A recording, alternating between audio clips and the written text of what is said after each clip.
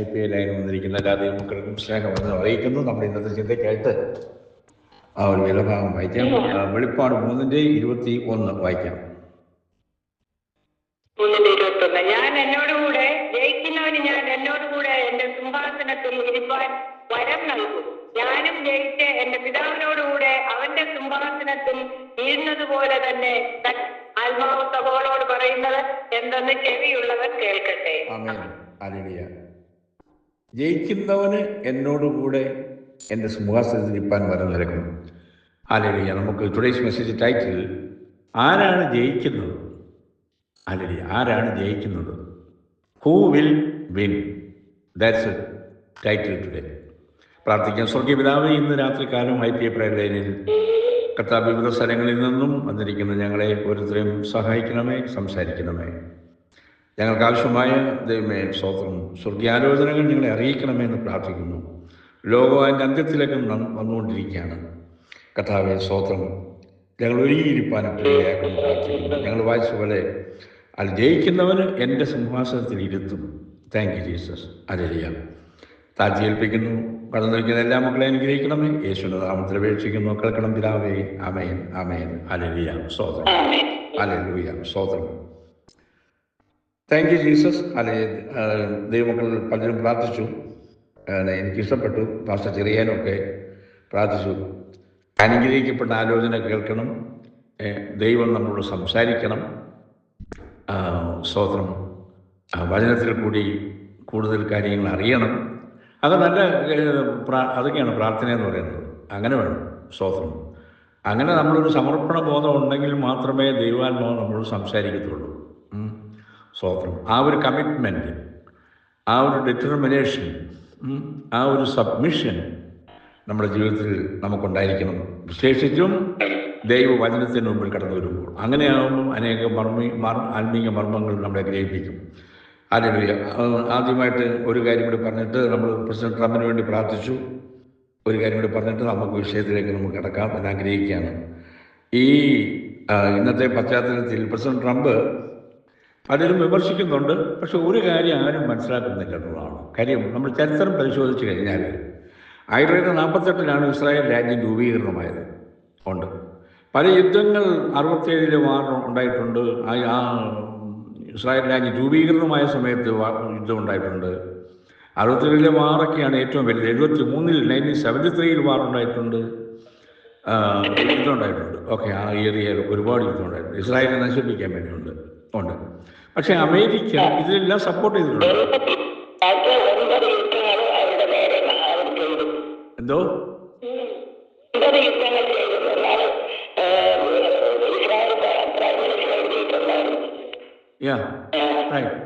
ഒരുപാട് യുദ്ധം ഉണ്ടായിട്ടുണ്ട് 1940 ശേഷം.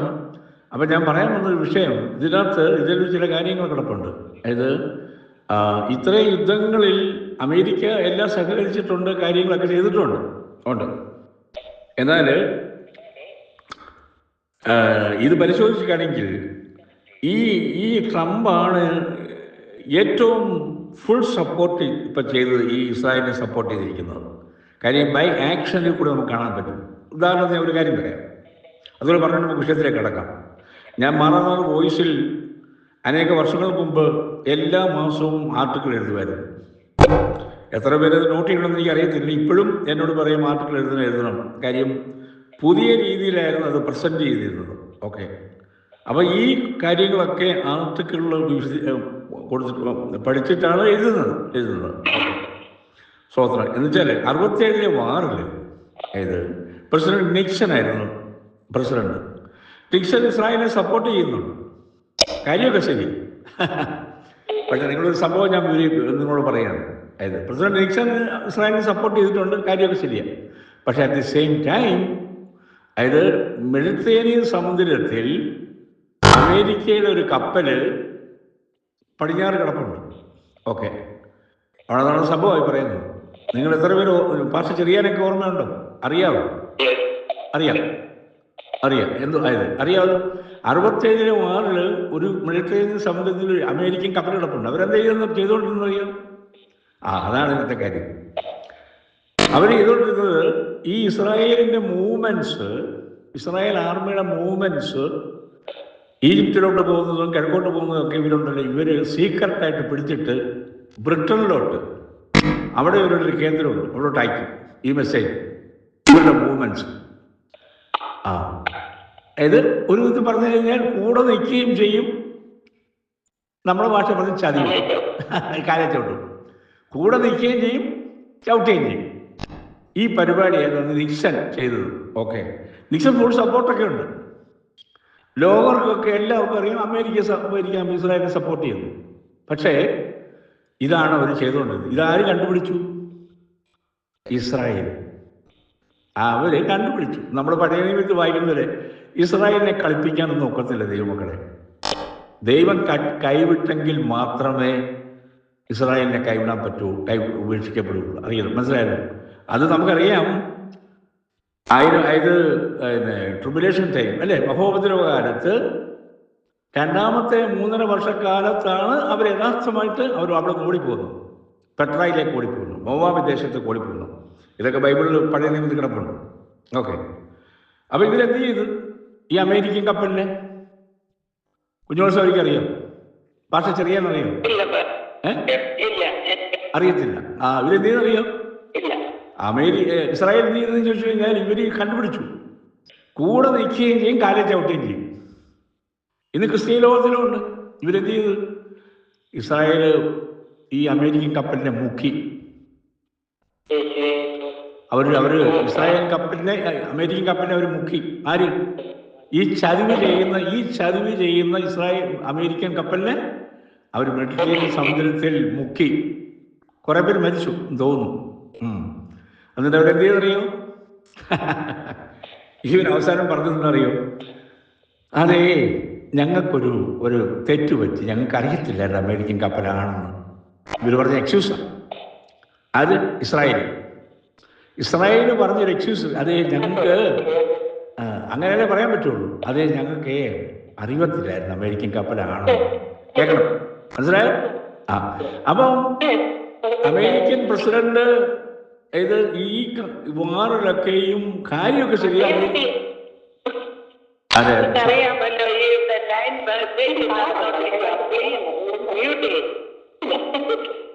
ദൈവങ്ങളെ ഇത് റെക്കോർഡ് ചെയ്യുന്നതായിരിക്കുന്നു.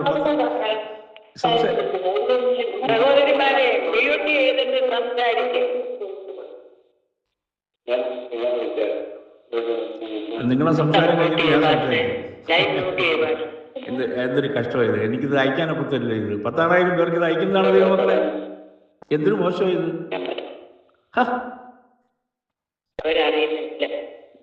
എന്താണ് പറയുന്നത്? ഓക്കെ, പറഞ്ഞിട്ടൊന്ന് വിഷയം തന്നെ വിട്ടുപോകും. അപ്പം ചതിവ് ചെയ്യുന്നവന്, അത് അമേരിക്ക കൂടെ നിൽക്കുന്ന കാര്യമൊക്കെ ശരിയാണ്. അമേരിക്ക സുഹൃത്ത് രാജ്യമാണ്, ഇസ്രായേലിനെ സപ്പോർട്ട് ചെയ്യുന്ന. പക്ഷെ ചതിവ് ചെയ്തു.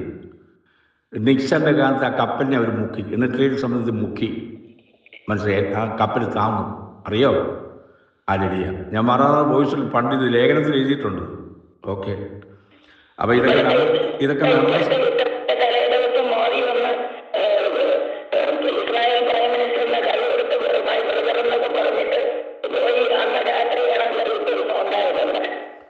അപ്പോൾ അതുകൊണ്ട് ദൈവമക്കളെ സ്തോത്രം. അങ്ങനെ നമ്മൾ ഹിസ്റ്ററി പഠിക്കുമ്പോൾ ഞാൻ പറഞ്ഞോണ്ട് പോയിന്റ് എന്താ, ഈ പ്രസിഡന്റ് ട്രംപ് മാത്രമേ ഉള്ളൂ ഇന്ന് ഇറാൻ ഇസ്രായേലിനെ ആക്രമിക്കുമെന്ന് കണ്ടപ്പോൾ ഇപ്പം മുൻകൈ എടുത്ത് ആക്ഷൻ എടുത്ത് അത് യുദ്ധത്തിലേക്ക് പറഞ്ഞെത്തിച്ചത്. അതാണ് 100% ട്രംപ് ആണ് മുൻ പ്രസിഡന്റുമാരെക്കാട്ടിലും ഏറ്റവും ആക്ഷൻ എടുത്തിരിക്കുന്നത്. ശരിക്കും ഇദ്ദേഹമാണ്. അത് നമ്മൾ ഓർക്കണം, അത് മറക്കരുത്, ഒരിക്കലും മറക്കരുത്. നന്ദിയുള്ളവരായിരിക്കണം നമ്മൾ. പിന്നെ ഹാരി എസ് ട്രൂമാൻ ഉണ്ട് കേട്ടോ, അത് ഞാൻ പണ്ടൂടെ പറഞ്ഞിട്ടുണ്ട്. ഇസ്രായേൽ രാജ്യം രൂപീകൃതമായ സമയത്ത് ആദ്യം അദ്ദേഹം ഡെമോക്രാറ്റിക് പ്രസിഡന്റായിരുന്നു, നിക്സൺ റിപ്പബ്ലിക്കൻ പ്രസിഡന്റായിരുന്നു. ഓക്കെ, ഹാരി എസ് ട്രൂമാനാണ് അമേരിക്കയെ ആദ്യം റിക്കഗ്നൈസ് ചെയ്ത രാജ്യം. ഓക്കെ, അത് മറക്കാൻ പാടില്ല. ഇവർ രണ്ടുപേരുമാണ്, ഈ ട്രംപും ഹാരി എസ് ട്രൂമാനുമാണ് അവർ ഔട്ട്സ്റ്റാൻഡിങ്. ആ കാര്യത്തിൽ അവർ ഇസ്രായേലിനോട് കൂടെ നിൽക്കുന്ന രാജ്യം അതാണ്. ദൈവമക്കളെ, നാം ട്രംപിനെ വിമർശിക്കുകയോ കുറ്റം പറയുകയോ ചെയ്യുന്നത് എൻ്റെ അഭിപ്രായത്തിൽ നാം ഒരു ദൈവപൈതലാണെങ്കിൽ അതെ, ദുഷ്ടനെ നീതീകരിക്കുന്ന യഹോവയ്ക്ക് വെറുപ്പ്. നമുക്കറിയാമല്ലോ, ദുഷ്ടതയ്ക്ക് നമുക്ക് വോട്ട് ചെയ്യാൻ ഒക്കത്തില്ല ഒരു കാര്യത്തിൽ. ഓർമ്മയിരിക്കട്ടെ എന്ന് പറഞ്ഞുകൊണ്ട് ഞാൻ ആ വിഷയം വിടുകയാണ്. വെളിപ്പാട് പുസ്തകം 3-ാം അധ്യായം നമ്മൾ വായിച്ചു. സ്തോത്രം. ജയിക്കുന്നവൻ സിംഹാസനത്തിൽ ഇരിക്കും. Who will win. സ്തോത്രം. ഏഷ്യാമൈറ്റിൽ നമുക്കറിയാം, ഈ ലവോദിക്ക സഭയോടുള്ള ദൂതാണ് നമ്മളിവിടെ വായിച്ചത്. സ്തോത്രം. യേശുവിൻ്റെ സാക്ഷ്യവും നിമിത്തം നാട് കടത്തപ്പെട്ട അപ്പോസ്തലനായിരുന്നു യോഹന്നാൻ അപ്പോസ്തലൻ പത്മോസ് ദ്വീപിൽ. അപ്പം വിശുദ്ധ യോഹന്നാൻ കർത്ത ദിവസത്തിൽ ആത്മവിവശനായി. അത് നീ കാണുന്നതിൽ പുസ്തകത്തിൽ എഴുതി വെക്കുവാൻ കർത്താവിൻ്റെ അരുളപ്പാട് അനുസരിച്ച് ഏഷ്യാമൈനുള്ള 7 സഭകൾക്കുള്ള ഒരു ദൂത്, അത് ദൈവകൽപ്പനയായിട്ടത് എഴുതി വെക്കുന്നു. ലവോദിക്ക സഭയ്ക്ക് അയച്ച ദൂതിലാണ് ഇത് ഇവിടെ വായിക്കുന്നത്. അപ്പം സ്തോത്രം. ലവോദിക്ക സഭയിലുള്ളവർ നമുക്കറിയാം, അവർ കർത്താവിൻ്റെ വരവിനായി കാത്തിരിക്കുന്നവർ ആണ്. എന്നാൽ പിൽക്കാലത്ത് കർത്താവിന് അവരിൽ വസിപ്പാൻ ഇല്ലാതെ പോയി എന്നുള്ളത് ഒരു യാഥാർത്ഥ്യം അവർ മനസ്സിലാക്കിയിരുന്നില്ല. കാര്യം എന്ന് വെച്ചാൽ ആത്മീയമായി സംതൃപ്തി അടഞ്ഞ ഒരു ജീവിതമായിരുന്നു അവരുടേത്. എന്തോ സംതൃപ്തി അടഞ്ഞ എങ്ങനെയായിരുന്നു? 17-ാം വാക്യം വായിച്ച സൗകര്യം. 17-ാം വാക്യം. ഞാൻ ധനവാൻ സമ്പന്നനായിരിക്കുന്നു, എനിക്ക് ഒന്നിനും മുട്ടില്ല എന്ന് പറഞ്ഞുകൊണ്ട് നീ നിർഭാഗ്യവാനും അരിഷ്ടനും ദരിദ്രനും കുരുടനും നഗ്നനും എന്ന് അറിയാതിരിക്കുക. നീ സമ്പന്നനാകേണ്ടതിന് നീ ഊതിക്കഴിച്ച പൊന്നും നിന്റെ നഗ്നതയുടെ ലജ്ജ വെളിവാകാതെ വണ്ണം ധരിക്കേണ്ടതിന് വെള്ളയുടുപ്പും നിനക്ക് കാഴ്ച ലഭിക്കേണ്ടത് കണ്ണിൽ എഴുതുവാൻ വേദവും എന്നോട് വിലയ്ക്ക് വാങ്ങുവാൻ ഞാൻ നിന്നോട് ബുദ്ധി പറയും. അപ്പൊ ധനവാനാണ്. ഇവർക്ക് എല്ലാം ബാങ്കിൽ പൈസയുണ്ട്, സ്റ്റോക്ക് മാർക്കറ്റിൽ ഷെയറുണ്ട്, എല്ലാ കാര്യങ്ങളും വളരെ നന്നായിട്ട് പോകുന്നു. ഞാൻ ധനവാനാണ്, ഒന്നിനും കുഴപ്പമില്ല. പക്ഷെ നീ നിർഭാഗ്യവാനും അരിഷ്ടനും ദരിദ്രനും കുരുടനും നഗ്നനുമാണ്. ഇത് മനസ്സിലാക്കുന്നില്ല. അറിയില്ല. ദൈവമക്കളെ, സ്തോത്രം.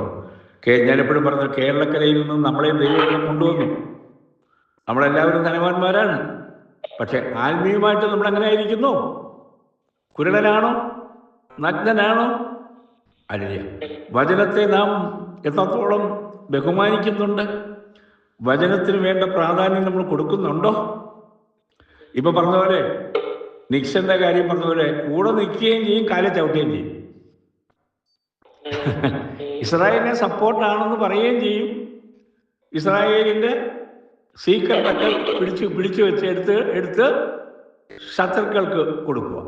കണ്ടോ ആണ്. ഇതാണ് നമ്മൾ സ്തോത്രം. നീ നിർഭാഗ്യവാനാണ്. ഹല്ലേലൂയ, സ്തോത്രം. അപ്പൊ ആത്മീയമായി തൃപ്തിയടഞ്ഞ ജീവിതം കർത്താവിൻ്റെ വരവിനായി അത് ഒരുക്കുന്നു, അല്ലെ? ആണ്. അതെ. നമ്മൾ എങ്ങനെയുള്ളവരെയാണ് ഒരുങ്ങുന്നത്? നമുക്കറിയാവുന്ന വാക്യമാണ്. വായിക്കുന്ന അറിയാം. സഹോദരി വായിക്കും. മത്തായി 5:3. മത്തായി 5:3 വായിച്ചേ. ആത്മാവിൽ എതിരായവർ, നമുക്കറിയാവുന്ന വാക്യം.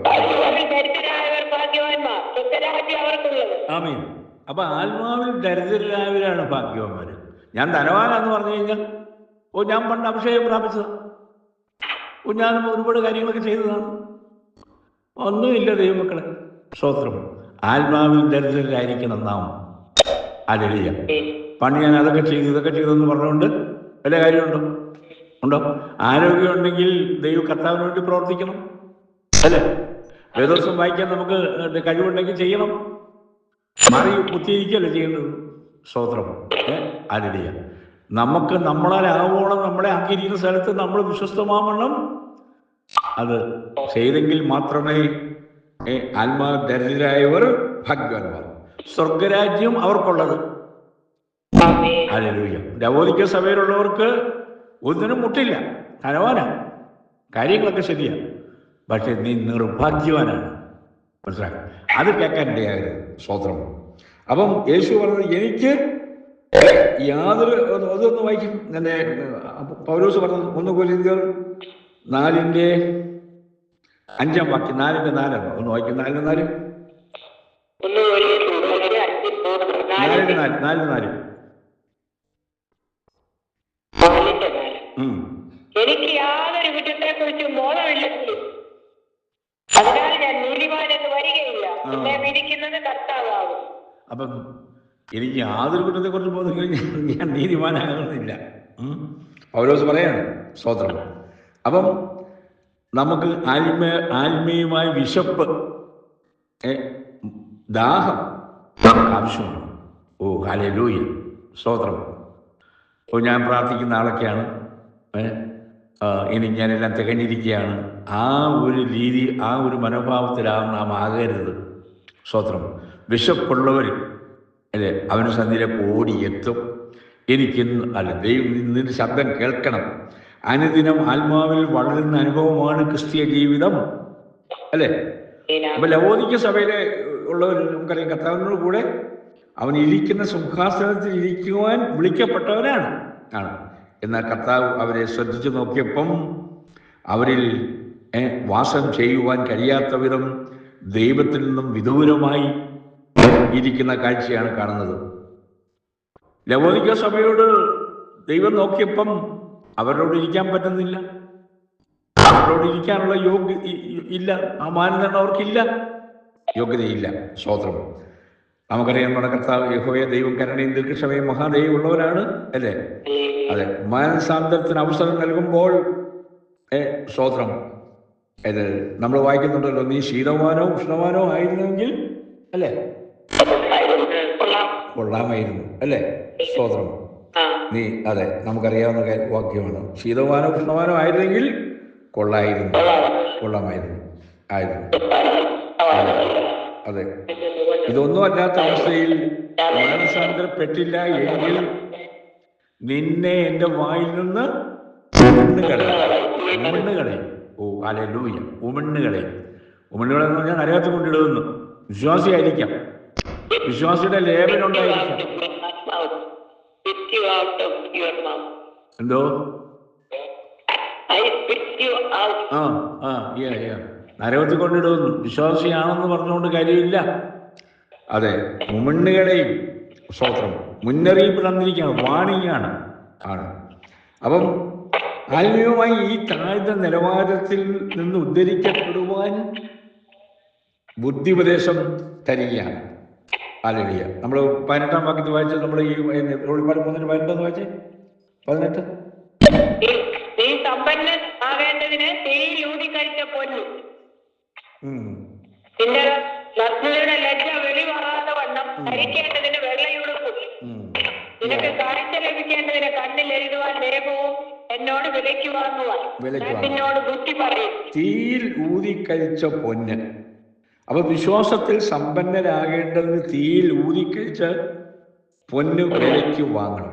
ആത്മാവ് സഭയോട് പറയുകയാണ്, പൊന്ന് ശുദ്ധീകരിപ്പാൻ അഗ്നിയിൽ കൂടി കടത്തി വിടുന്നത് പോലെ ദൈവമക്കളായിരിക്കുന്ന നാം വിശ്വാസത്തിൽ സമ്പന്നരായി തീരാൻ അഗ്നിശോധനയിലും കൂടെ നമ്മളെ കടത്തിവിടുകയാണ്. സ്തോത്രം. അപ്പം നമ്മുടെ ശരീരാത്മദേഹികളെ ദൈവഹിത പ്രകാരം കഷ്ടം സഹിപ്പാൻ സമ്പൂർണമായി നമ്മൾ ഏൽപ്പിച്ചു കൊടുക്കണം. വിശ്വാസ ജീവിതം എന്ന് പറഞ്ഞാൽ ദൈവമക്കളെ ഈസിയാണ്. പക്ഷെ നാം വചനത്തെ ഈ പറഞ്ഞ മാതിരി ലഘൂകരിച്ച് കണ്ടുകൊണ്ട് ജീവിതം നയിപ്പാൻ ഇടയാകരുത്. അതാണ് ഇമ്പോർട്ടൻ്റ്. ഹല്ലേലൂയ. സ്തോത്രം. നമ്മൾ എത്ര പേര് കർത്താവിൻ്റെ വരകിൽ എടുക്കപ്പെടും? ആരാണ് ജയിക്കുന്നവർ? നമ്മുടെ ടോപ്പിക്കാണ് ഹൂ വിൽ വിൻ. സ്തോത്രം. അതെ, നമ്മുടെ കഷ്ടത നമുക്കറിയാം. നൊടി നേരത്തേക്കുള്ള ലഘുവായ കഷ്ടം അനവധി തേജസ്സിലേക്ക്,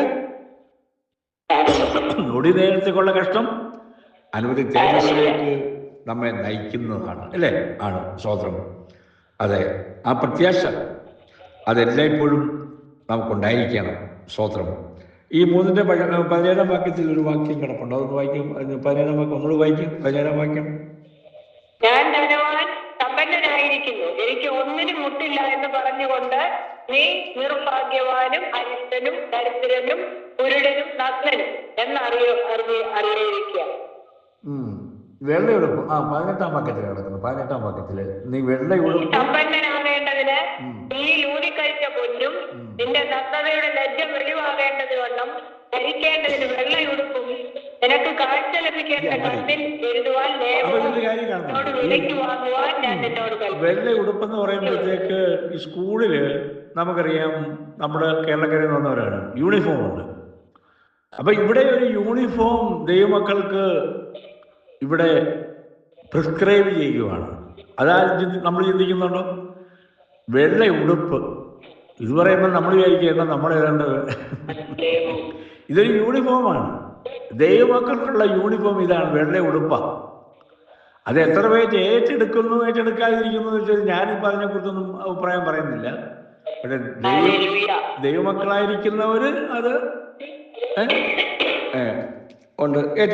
അതൊക്കെ ഇതൊക്കെ മനസ്സിലാക്കേണ്ട ഓരോ ആത്മീയ സത്യങ്ങളാണ്, ആത്മീയ മർമ്മങ്ങളാണിത്. ആണ് സ്തോത്രം. അതുകൊണ്ട് വെള്ളയുടുപ്പ് ധരിക്കാത്തവർ സ്വർഗത്തിൽ പോകത്തില്ലെന്ന് ഇവിടെ പറഞ്ഞു വെക്കുമല്ല. പക്ഷെ ഇവിടെ ഒരു യൂണിഫോം ദൈവം അവിടെ പറഞ്ഞിട്ടുണ്ട്. ഈ സ്കൂളിൽ വരണമെന്നുണ്ടെങ്കിൽ ഈ വെള്ളയുടുപ്പ് ധരിച്ചേ പറ്റുള്ളൂ. അത് മനസ്സിലാക്കുക. അപ്പം ആമേൻ. ഹല്ലേലൂയ. അപ്പം ആത്മീയമായി നമ്മള് നഗ്നരാണ്. ആത്മീയമായിട്ട് നമുക്ക് പറഞ്ഞല്ലോ, നീ നഗ്നൻ. ലവോദിക്ക സഭയോട് പറയാം, നീ നഗ്നനാണെന്ന്. വില കൂടിയ പട്ടും കാര്യങ്ങളൊക്കെ നമ്മൾ ഉപയോഗിക്കുന്നുണ്ട്. പക്ഷേ ആത്മീയമായ നഗ്നന ചിന്തിച്ചിട്ടുണ്ടോ? ഹല്ലേലൂയ, സ്തോത്രം. അപ്പം അത് ആ ലജ്ജ വെളിവാകാതെ വണ്ണം വെള്ള ഉടുപ്പ് ധരിക്കുക. 18-ാം വാക്യത്തിൽ നമ്മൾ കണ്ടു. അപ്പൊ ദൈവാത്മാവ് കൽപ്പിക്കാം, ഇത് വിശുദ്ധന്മാരുടെ നീതി പ്രവൃത്തികളെ കാണിക്കുകയാണ്. സ്തോത്രം. ഹല്ലേലൂയ. അപ്പം സർവീസിലെ സഭയ്ക്ക് അതിൽ പല ന്യൂനതകൾ ഉണ്ടെങ്കിലും അവരുടെ ശ്രേഷ്ഠതയെക്കുറിച്ച് പറയുമ്പം അവിടെ 3:4 വായിച്ച സഭയിൽ 3:4 വായിച്ചേ. സർവീസിലെ സഭയിൽ 3:4 ഉടുപ്പ് എങ്കിലും ഉടുപ്പ് മലിനമാകാത്ത കുറെ പേർ സർവീസിൽ നിനക്കുണ്ട്. അപ്പൊ എന്നോടുകൂടെ നടക്കും. അപ്പൊ യേശുവിന്റെ കൂടെ നടക്കാൻ യോഗ്യതയുള്ള കുറെ പേര് സർവീസിലുണ്ട്. ലവോദിക്കയിലില്ല, സർവീസിലുണ്ട്. യേശുവിന്റെ കൂടെ നടക്കണമെങ്കിൽ പറ്റൂ. അവർ യോഗ്യന്മാരാകിയാൽ വെള്ളം ഹല്ലേലൂയ, സ്തോത്രം. അതെ, സർവീസിലുണ്ട് ഉണ്ട്. അവർ യോഗ്യന്മാരാകിയാൽ വെള്ളം ധരിച്ചുകൊണ്ട് എന്നോടുകൂടെ നടക്കും. ദൈവമക്കൾ ഇനിയും ഞാനിത് പറഞ്ഞുകൊണ്ട് വചനത്തിൽ ഇരിക്കുന്ന കൃത്യമായ കാര്യങ്ങളായി സംസാരിക്കുന്നത്. അതുകൊണ്ട് ചിലർ പറയും ഇത്രയും പറയണ്ട, അത് കൂടിപ്പോയി. പറയാനേ. ഓക്കെ. കഴിഞ്ഞ ദിവസം ഒരു സഹോദരന് ഞാൻ പറയാം, എനിക്കറിയത്തില്ല. ഇന്നലെ രാത്രി ഒരു ദിവസം എനിക്ക് ഇഷ്ടപ്പെട്ടു. ഒരു സഹോദരന് എന്നെ ഒരു പരിചയം എനിക്കറിയത്തില്ല. അദ്ദേഹം പറഞ്ഞത് അദ്ദേഹത്തിന് എന്നെ ചെവി കേൾക്കാൻ ബുദ്ധിമുട്ടുണ്ട്. ഒരു സംശയം അദ്ദേഹം ചോദിക്കുകയുണ്ടായി. കഴിഞ്ഞ ദിവസം പ്രസംഗിച്ചതിൻ്റെ ഒരു ടോപ്പിക്കാണ് കേട്ടോ. ബോസ്റ്റൺ സഭയിൽ പ്രസംഗിച്ച ഒരു ടോപ്പിക്, അതുകൊണ്ട് ഞാൻ പറയാൻ ആഗ്രഹിക്കുകയാണ്. സഹോദരന് നീ വിശുദ്ധീകരിക്കപ്പെട്ടവരോ. ഇന്നലെ രാവിലെ ബോസ്റ്റൺ സഭയിൽ പ്രസംഗിച്ച ഒരു ടോപ്പിക്കായിരുന്നു, are you the sanctified one? അതായിരുന്നു ടോപ്പിക്ക്. അപ്പം നീ വിശുദ്ധീകരിക്കപ്പെട്ടവനാണോ ആണെന്നല്ലേ നമ്മൾ ധ്യാനിച്ചത്. കുഞ്ഞുമോൾ സഹോദരിയും സൂസനും ഒക്കെ ഉണ്ടായിരുന്നല്ലോ, ട്രേസി സഹോദരിയൊക്കെ ഉണ്ടായിരുന്നു. ഓക്കെ. അപ്പോൾ ആ സഹോദരൻ എനിക്ക് ഇന്നലെ രാത്രി ഒരു മെസ്സേജ് ഇട്ടു. ഞാൻ എങ്ങനെയാണ് അതിനെക്കുറിച്ച് ഞാൻ വിശദീകരിക്കപ്പെട്ടവനാണെന്ന് എങ്ങനെ അതിനെക്കുറിച്ച് മനസ്സിലാക്കാൻ സാധിക്കും എന്നുള്ളതായ ഒരു കാര്യമാണ്. അദ്ദേഹം ഇപ്പം എനിക്ക് എഴുതി മെസ്സേജ് ഇട്ടു. എനിക്ക് കേൾക്കാൻ ചെവിക്ക് പ്രയാസമുണ്ട്, യവനക്കാരല്ല. എനിക്ക് എഴുതി അയച്ചു തരണം, എന്താണത്, അത് എന്ന് വിശദീകരിക്കപ്പെട്ടവനാണോ എന്ന് എങ്ങനെ മനസ്സിലാക്കാൻ സാധിക്കും എന്നുള്ള ചോദ്യമായിരുന്നു. അപ്പം അപ്പം എനിക്ക് ആ കാര്യത്തിൽ എന്നെ ആ കാര്യത്തിൽ ഞാൻ എന്നെ ഞാൻ നമ്മുടെ രാജൻ സഹോദരനും ഈ കുഞ്ഞുമോൾ സഹോദരിയും ഇവിടെ ഞാൻ ഈ കാര്യം സംസാരിച്ചു. ഇതിനൊരു മറുപടി കൊടുക്കാനായിട്ട് എങ്ങനെ മറുപടി കൊടുക്കണം, അതിന് എനിക്ക് നല്ല രീതിയിൽ അവർ റിട്ടേണായിട്ട് എനിക്ക് അയച്ചു തന്നു. അവർ ഈ രണ്ടുപേരും ഉള്ള കാര്യം ഞാൻ തുറന്ന് പറയണമല്ലോ. അതായത് അങ്ങനെ ദൈവവചനത്തെ നന്നായിട്ട് പഠിക്കുകയും ഗ്രഹിക്കുകയും ചെയ്യുന്നവരോടല്ലേ നമുക്ക് ചോദിക്കാൻ പറ്റുള്ളൂ. ഓക്കെ. എന്നിട്ട് ഞാനത് എനിക്ക് കിട്ടിയ മറുപടി ഇവർ രണ്ടുപേരും എന്നെ ആ കാര്യത്തിൽ ഹെൽപ്പ് ചെയ്തു. രായൻ സഹോദരനും കുഞ്ഞുമോൾ സഹോദരും ഉള്ളവരോടായിട്ട് പറയണമല്ലോ. ഞാൻ ആ സഹോദരനത് എന്നെ ഇംഗ്ലീഷിൽ എഴുതി അയച്ചു. അപ്പോൾ അദ്ദേഹം എനിക്ക് ഇംഗ്ലീഷ് വായിക്കാൻ എനിക്ക് ഇംഗ്ലീഷ് അറിയത്തില്ല, മലയാളത്തിൽ എനിക്കത് അയച്ചു തരണമെന്ന് പറഞ്ഞു. മലയാളത്തിൽ അത് ട്രാൻസ്ലേറ്റ് ചെയ്ത് തരണമെന്ന് പറഞ്ഞു. മലയാളത്തിൽ അയച്ചു കൊടുത്തു. അത് സന്തോഷമായിട്ട് ഇന്ന് ഉച്ച കഴിഞ്ഞ് എനിക്ക് മറുപടി ഇട്ടു. വളരെ നന്ദി, എനിക്ക് അത്രയും കാര്യം പഠിക്കാൻ പറ്റിയല്ലോ എന്ന് അദ്ദേഹം ആ യൗവനക്കാരന്, എനിക്കറിയത്തില്ല, ആളെ അറിയത്തില്ല, പേര് പോലും അറിയത്തില്ല, ഒന്നുമില്ല. ഞാൻ പറയാണ് ദൈവമക്കളെ, ചില അനുഭവ സാക്ഷ്യങ്ങൾ ഞാൻ ദൈവമക്കളുടെ മുമ്പിൽ പറയാണ്. നമ്മളിപ്പോൾ IPL ലൈനിലാണ് ഇരിക്കുന്നതെങ്കിൽ ഇത് ലോകം മുഴുവൻ ഇത് 16,000 പേർക്ക് ഇത് പോകുന്നുണ്ട്. എത്ര പേര് ഇത് കേൾക്കുന്നു നമുക്കറിയില്ല, ആരൊക്കെ ഇത് കേൾക്കുന്നു നമുക്കറിയത്തില്ല. മനസ്സിലായി? അതിലൊരാളുടെ കാര്യം ഞാനീ പറഞ്ഞത് മനസ്സിലാക്കണം. അപ്പം നമ്മൾ സ്തോത്രം കണ്ണിലെഴുതുവാൻ ലേപം, സ്തോത്രം നമ്മൾ വചനം കേട്ടിട്ട് സ്തോത്രം അത് നമ്മൾ ഇത്രത്തോളം നാം അതിൽ ഏൽപ്പിച്ചു കൊടുക്കുന്ന അനുഭവം നമുക്കുണ്ട്. നമ്മൾ ഏറ്റെടുക്കുന്നുണ്ട്. അപ്പോൾ ഏറ്റെടുക്കുന്നവരും ഉണ്ട്, കുറേ പേരൊക്കെ ഉണ്ട്. വചനം പഠിക്കാനും താല്പര്യമുള്ളവരുണ്ട്. സ്തോത്രം. ദൈവമക്കൾ മനസ്സിലാക്കണം. ജയിക്കുന്നവൻ 2:3-5 വായിച്ച സൗകര്യം. വെളിപ്പാട് 3:5. അവർ യോഗ്യന്മാരാകിയാൽ വെള്ള ധരിച്ചും കൊണ്ട് എന്നോട് കൂടെ നടക്കും. ജയിക്കുന്നവൻ വെള്ളയുടുപ്പ് ധരിക്കും. അവന്റെ പേർ ഞാൻ ജീവപുസ്തകത്തിൽ നിന്ന് മായ്ച്ചു കളയാതെ എന്റെ പിതാവിന്റെ സന്നിധിയിലും അവന്റെ ദൂതന്മാരുടെ മുമ്പിലും അവന്റെ പേർ ഏറ്റു പറയും. ആമേൻ. ദൈവമക്കളെ, ജീവിതം ഉള്ളവരാണ് വെള്ളയെടുപ്പ് ധരിക്കുന്നത്. നമ്മുടെ ഈ ലോകത്തിൽ നമ്മൾ കൂടി വന്ന് 80 വർഷം ജീവിച്ചിരിക്കുള്ളൂ. ദൈവമക്കളെ, നാം പ്രൈസ് പേ ചെയ്താൽ ദുഃഖിക്കേണ്ടി വരത്തില്ല. മനസ്സിലായോ? സ്തോത്രം. ഇവിടെ കിടന്ന് എന്തെല്ലാം വലിയ സൗഭാഗ്യ കോട്ടകളൊക്കെ പണിഞ്ഞ് വലിയ ആർഭാടമായ രീതിയിലൊക്കെ നടന്നു കഴിഞ്ഞാൽ എന്താ നമുക്ക് കിട്ടുന്ന ദൈവമക്കളെ? ഹല്ലേലൂയ. സ്തോത്രം. നമ്മൾ സ്വർഗരാജ്യത്തിൽ ക്രിസ്തുവിനോട് ഇരിപ്പാൻ അതെ നമ്മൾ ഉന്നതമേറിയ കാഴ്ചപ്പാട് നമുക്കുണ്ടായിരിക്കണം. അങ്ങനെ ഉണ്ടെങ്കിൽ മാത്രമേ നമുക്കിത് നമ്മുടെ ജീവിതത്തിൽ ഇത് ഏറ്റെടുത്ത് മുന്നോട്ട് പോകത്തുള്ളൂ. ജയജീവിതം ഉള്ളവരാണ് വെള്ളയെടുപ്പ് ധരിക്കുന്നത്. അതുകൊണ്ട് നിങ്ങൾ നാളെ ഒരു വെള്ള ധരിക്കണമെന്ന് ഞാൻ പറഞ്ഞതുകൊണ്ട് ഇനിയും എന്നെ കുറ്റപ്പെടുത്തരുത്. ഞാൻ ഇല്ലാത്തതൊന്നും പറഞ്ഞില്ല. അത് ബൈബിളിലെ വചനമാണ് ഞാൻ ഇപ്പോൾ സംസാരിക്കുന്നത്. സ്തോത്രം. അതെ നമ്മളിവിടെ വായിക്കുന്നുണ്ടല്ലോ. ഇതൊന്ന് വായിക്കും സോറി. വെളിപ്പാട് 16:15 ഒന്ന് വായിച്ച. വെളിപ്പാട് 16:15. വെളിപ്പാട് 16:15. തന്റെ ലജ്ജ കാണുവാർ നഗ്നനായി നടക്കാതിരിപ്പാൻ തന്റെ ഉടുപ്പ് സൂക്ഷിച്ചും ജാഗരിച്ചും കൊള്ളുന്നവൻ ഭാഗ്യവാൻ. തന്റെ ഉടുപ്പ് സൂക്ഷിച്ച് ജാഗരിച്ചുകൊള്ള ദിനംതോറും മെഡിറ്റേറ്റ് ചെയ്ത് അല്ലെ നമ്മുടെ നടപ്പിലും ഇരിപ്പിലും കിടപ്പിലും നമ്മുടെ വേഷവിധാനങ്ങളിലും മെഡിറ്റേഷനിലും ഒക്കെ അല്ലെ നടപ്പ് സൂക്ഷിക്കണമെന്ന്, ഉടുപ്പ് സൂക്ഷിക്കണമെന്ന് ഇവിടെ വെളിപ്പാട് നമ്മൾ 3-ാം വാക്യത്തിൽ വായിച്ചത് തന്നെ 16-ാം വാക്യത്തിൽ വീണ്ടും എടുത്തെടുത്ത് പറയാണ്. Hallelujah, hallelujah. മനസ്സിലായല്ലോ? സ്തോത്രം. ഹല്ലേലൂയ. ദൈവമക്കളെ, അതെ നമ്മൾ ഒരു വാക്യം ഞാൻ നോക്കുമായിരുന്നു. സ്തോത്രം. അതെ കർത്താവ് വെളിപ്പാട് പുസ്തകത്തിൽ നമ്മൾ അവസാനത്തെ പുസ്തകത്തിൽ കർത്താവ് 3 തവണ പറയുന്നുണ്ട്, ഞാൻ വേഗം വരുന്നു അല്ലേ? ആണ്. ഓക്കെ. നമ്മളിപ്പോൾ വായിച്ച പോലെ ഇപ്പം വെളിപ്പാട് അവസാനത്തെ പുസ്തകത്തിൽ പറഞ്ഞതുപോലെ തന്നെ വേറെ കാര്യങ്ങൾ വേറെ പറയുന്നുണ്ട്. ഇതൊന്ന് വായിക്കും. ഈ 3-ാം അധ്യായത്തിൽ തന്നെ കിടപ്പുണ്ട്. 3-ാം അധ്യായം 11-ാം വാക്യം ഒന്ന് വായിക്കും. 11-ാം വാക്യം 3:11. ഞാൻ വേഗം വരുന്നു. കർത്താവ് വേഗം വരാൻ പോകുന്നേ. ഹല്ലേലൂയ. ഒരു കാര്യം ഓർക്കണം, അവൻ ഏത് ടൈമിലും വരും. Be careful. നാം എടുക്കപ്പെടുമോ ദൈവമക്കളെ? അല്ലെ, റാപ്ചറിൽ എടുക്കപ്പെടുമോ? അവൻ ഞാൻ വേഗം വരുന്നത് കർത്താവ് പറഞ്ഞിരിക്കുന്ന കാര്യമാണ്. It is going to happen any moment. അവൻ കൃപയുടെ ദൈവമാണ്. അല്ല, അവൻ വാതിക്കൽ നിന്ന് മുട്ടുകയാണ് ഇപ്പോൾ. അല്ല, നമ്മുടെ ഹൃദയത്തിലോട്ട് പ്രവേശിക്കാനായിട്ട് നമ്മൾ ഹൃദയം തുറന്നു കൊടുക്കുമോ? ഹൃദയം തുറന്നു കൊടുക്കുമോ? സ്തോത്രം. ഹല്ലേലൂയ. അതെ, അവൻ അങ്ങനെയാണെന്നുണ്ടെങ്കിൽ വാതിൽ തുറന്നാൽ ഞാൻ അവൻ്റെ അടുക്കൽ ചെന്ന് അവനോടും അവൻ എന്നോടും കൂടെ അത്താഴം കഴിക്കും.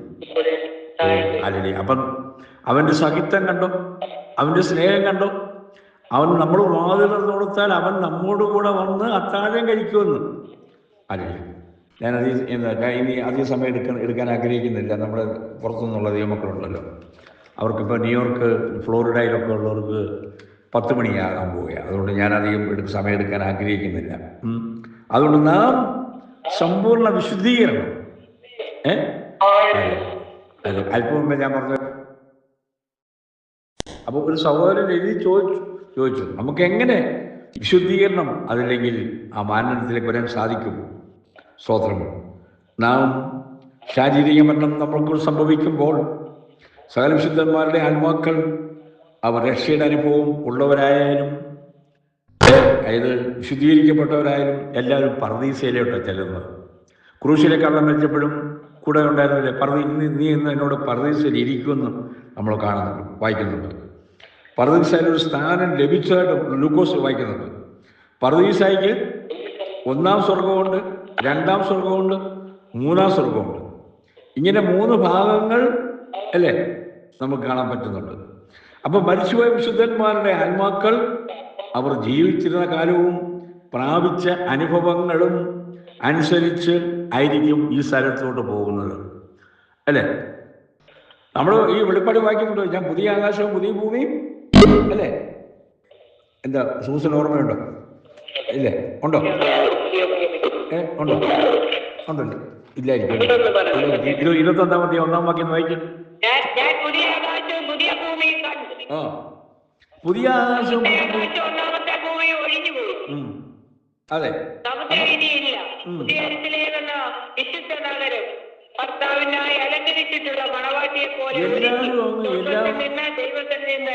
അപ്പൊ എല്ലാവരും അങ്ങ് പർദീസയിൽ എന്ന് പറഞ്ഞപ്പോഴേക്ക് എല്ലാം അങ്ങ് അവിടെ ഒരിടത്തോട്ടല്ല.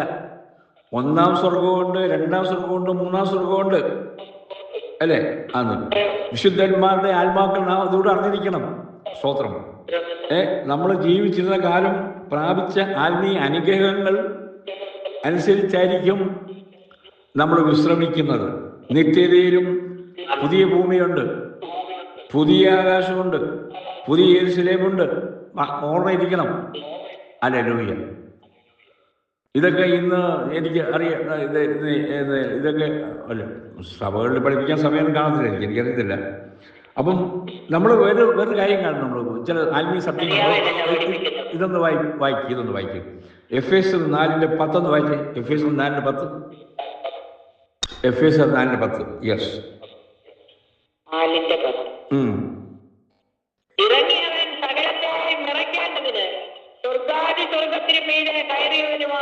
അപ്പൊ ഇവിടെ ഒരു കാര്യം പദപ്രയോഗം ശ്രദ്ധിക്കണം. നമ്മൾ വായിച്ചുവിട്ടാ പോരാ. യേശു സ്വർഗത്തിന് മീതെ. അപ്പൊ സ്വർഗം പലതുണ്ട്. സ്വർഗത്തിന് മീതെ കയറി. കണ്ടോ?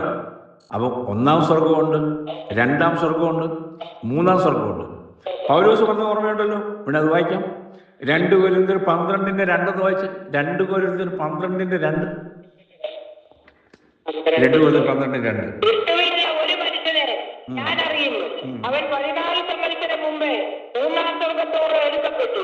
ശരീരത്തോടെയോ എന്ന് ഞാൻ അറിയുന്നില്ല, ശരീരം കൂടാതെയോ എന്നും അറിയുന്നില്ല, ദൈവം അറിയുന്നു. അപ്പൊ 3-ാം സ്വർഗം ഉണ്ടല്ലോ, കണ്ടല്ലോ. 1-ാം സ്വർഗമുണ്ട്, 2-ാം സ്വർഗമുണ്ട്. ഒരു കാര്യം മനസ്സിലാക്കണം. മരിച്ചുപോയ വിശുദ്ധന്മാരുടെ ആത്മാക്കൾ അവർ ജീവിച്ചിരുന്ന കാലവും ആ പ്രാപിച്ച ആത്മീയ അനുഭവങ്ങളും അനുസരിച്ചായിരിക്കും ഈ സ്ഥലങ്ങളിൽ വിശ്രമിക്കുന്നത്. അതുകൊണ്ട് ദൈവമക്കളായിരിക്കുന്ന നാം 1-ാം സ്വർഗത്തിൽ പോകണോ, 2-ാം സ്വർഗത്തിൽ പോകണോ, മൂന്നാം സ്വർഗത്തിൽ പോകണം. ഇതൊക്കെ ആത്മീയ മർമ്മങ്ങളാണ്. ഓക്കെ, ഇത് ഏറ്റെടുക്കുന്നവർക്ക് മനസ്സിലാകും, അല്ലാത്തവർക്ക് മനസ്സിലാകത്തില്ല. ഓക്കെ, സ്തോത്രം. അപ്പം നിത്യതയിലും ഒരു കാര്യം, പുതിയ നിത്യതയിലും ഇപ്പം നമ്മൾ വായിച്ചു, പുതിയ ഭൂമിയുണ്ട്, പുതിയ ആകാശമുണ്ട്, പുതിയ യെരൂശലേമുണ്ട്. ഹല്ലേലൂയ. അതുകൊണ്ട് ദൈവമക്കളെ, ആ ഉന്നതമേറിയ കാഴ്ചപ്പാട് അതെ, ഉന്നതമേറി വിളിച്ച് നമ്മൾ ഏൽപ്പിച്ചു കൊടുക്കുക. സ്തോത്രം. യേശു സ്വർഗാദി സ്വർഗത്തിന് മീതെ കയറി എന്ന് നമ്മൾ വായിച്ചു. പൗലോസ് മൂന്നാം സ്വർഗത്തിൽ എടുക്കപ്പെട്ടു എന്ന് സാക്ഷ്യം പറയുന്നു. അപ്പം മൂന്നാം സ്വർഗം ഉണ്ടെങ്കിൽ ഒന്നാം സ്വർഗം, രണ്ടാം സ്വർഗം എന്നിങ്ങനെ മറ്റ് ഈ സ്വർഗങ്ങളും ഉണ്ടെന്നുള്ളത് സ്പഷ്ടം. ഹല്ലേലൂയ. അവിടെ നമ്മൾ വായിച്ചു, മനുഷ്യന് ഉച്ചരിപ്പ് കൂടാ അല്ലേ? നമ്മൾ അറിയാവുന്ന മനുഷ്യന് ഉച്ചരിപ്പാൻ പാടില്ലാത്തതും പറഞ്ഞുകൂടാത്തതുമായ വാക്കുകളെ മൂന്നാം സ്വർഗത്തിൽ അതെ അതെ അതെ, സ്തോത്രം. അതുകൊണ്ട് ദൈവമക്കളെ, വിശുദ്ധീകരിക്കപ്പെട്ട, നമുക്കറിയാം പുതിയ വിശുദ്ധന്മാർക്ക് വേണ്ടി മാത്രമുള്ള ഒരു സ്ഥലമാണ് ഇത്. വിശുദ്ധീകരിക്കപ്പെട്ട പുതിയ നിയമവിശ്വാസികൾക്ക് വേണ്ടിയുള്ള സ്ഥലമാണ്. അപ്പം യേശുവിൻ്റെ വരവ്, രഹസ്യ വരവെങ്കിൽ ഉയർക്കപ്പെടുന്നത് വരെ നമ്മൾ പർദീസയിൽ അല്ലെങ്കിൽ അവിടെ വിശ്രമിക്കുന്നു, ക്രിസ്തുവിൽ മറഞ്ഞിരിക്കുകയാണ്, നാം അറിയാം. അപ്പോൾ ഞാൻ അവസാനിപ്പിക്കട്ടെ. സ്തോത്രം. ഹല്ലേലൂയ. അതെ, യോഹന്നാൻ അപ്പോസ്തലൻ ഈ മൂന്നാം സ്വർഗം പത്മോസ് ദൈവത്തിൽ ദർശനത്തിൽ കാണുകയാണ്.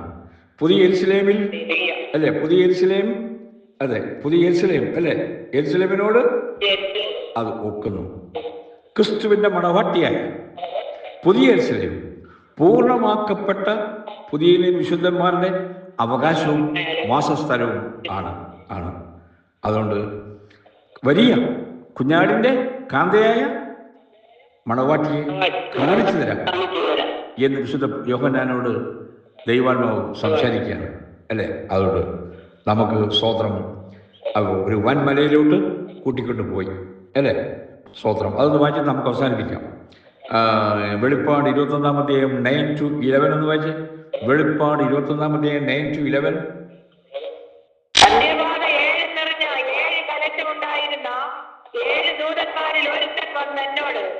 വരിക, കുഞ്ഞാടിന്റെ കാന്തിയായ മണവാട്ടിയെ കാണിച്ചു തരാം എന്ന് പറഞ്ഞ് അവൻ എന്നെ ആത്മവേദനയിൽ ഉയർന്നൊരു വൻമലയിൽ കൊണ്ടുപോയി. യെരൂശലേം എന്ന വിശുദ്ധ നഗരം സ്വർഗത്തിൽ നിന്ന്, ദൈവസന്നിധിയിൽ നിന്ന് തന്നെ ദൈവ തേജസ്സുള്ളവനായി ഇറങ്ങുന്നത് കാണിച്ചു തന്നു.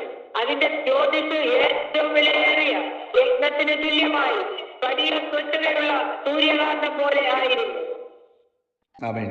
ഈ 21, 27 വായിച്ച് 27 അതോട് വായിച്ച് അവസാനിക്കുക. ഒരു വാണിംഗ്.